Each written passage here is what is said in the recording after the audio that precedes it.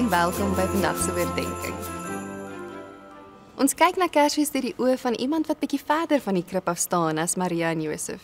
Iemand wat op 'n manier van buite af inkyk. Lees saam met my Herodes se verhaal. Jesus is in Bethlehem in Judea gebore tydens die regering van koning Herodes.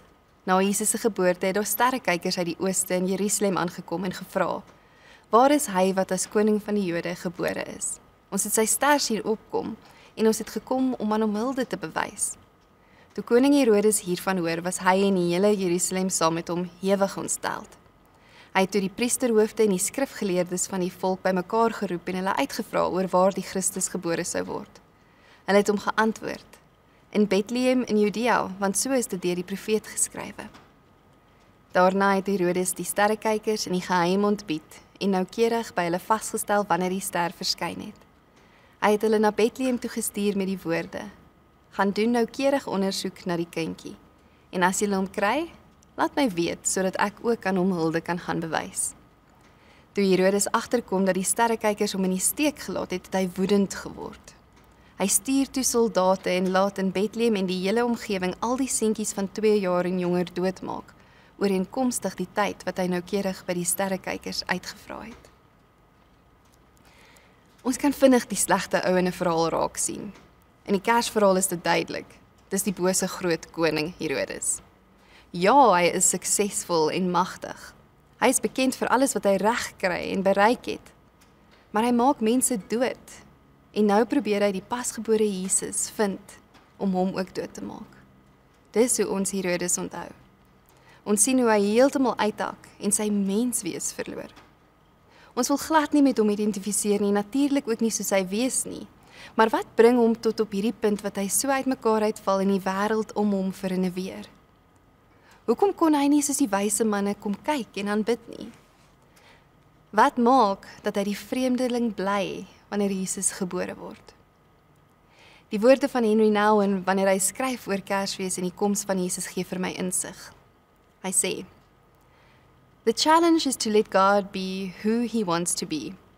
A part of us wants to cling to our aloneness and does not allow God to touch us where we are most in pain.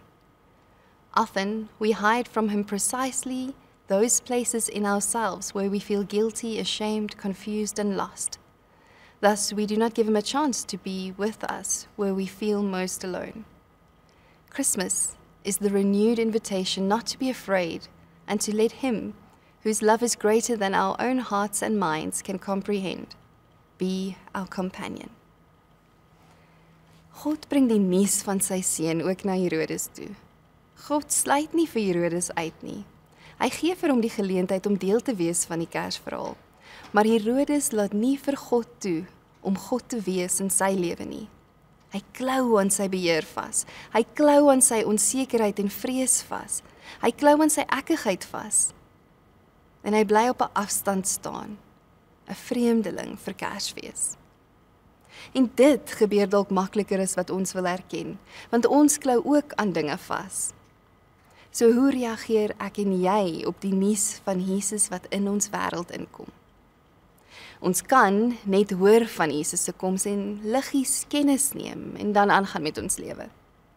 Ons kan hoor van Jesus se menswording deur die geboorte en onderliggend eintlik angstig wonder of hy gaan inmeng in die lewe wat ons vir onsself insien. Ons kan hoor, maar nie ernstig opneem wat sy koms beteken nie. Let op hoe jy reageer. Ek het al in my lewe so op sy instap in my dag gereageer op verskillende maniere. Maar met elkeen van hierdie reaksies maak ons onsself op 'n manier steeds nie heeltemal oop vir Kersfees nie. Ons bly in ons alleenheid en in ons eensaamheid met die groot aanbod vir vriendskap reg hier voor ons, gereed dat ons dit kan geniet, maar ons vat dit nie. Ons los die geskenk daar. Ons mis uit. Maar dit hoef nie so te wees nie. Die wyse manne was ook vreemdelinge van ver af. Hulle wêreld is ook geskommel deur Jesus se geboorte. Maar hulle draai hulle harte na hierdie koning, selfs al ken hulle hom nog nie. Hulle laat toe dat hy hulle verras. Hulle bring hulde. En so raak hulle deel van die Kersverhaal, ver uit die ooste uit.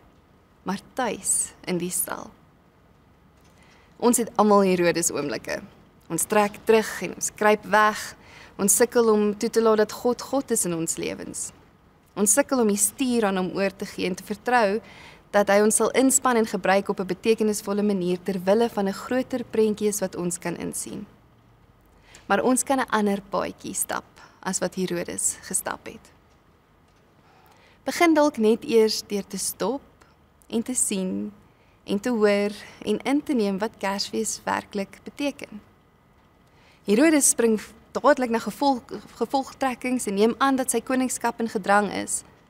Wat as hy eerder gehoor het dat God na hom toe kom en kan help om 'n gesonder en beter leier vir sy mense te wees?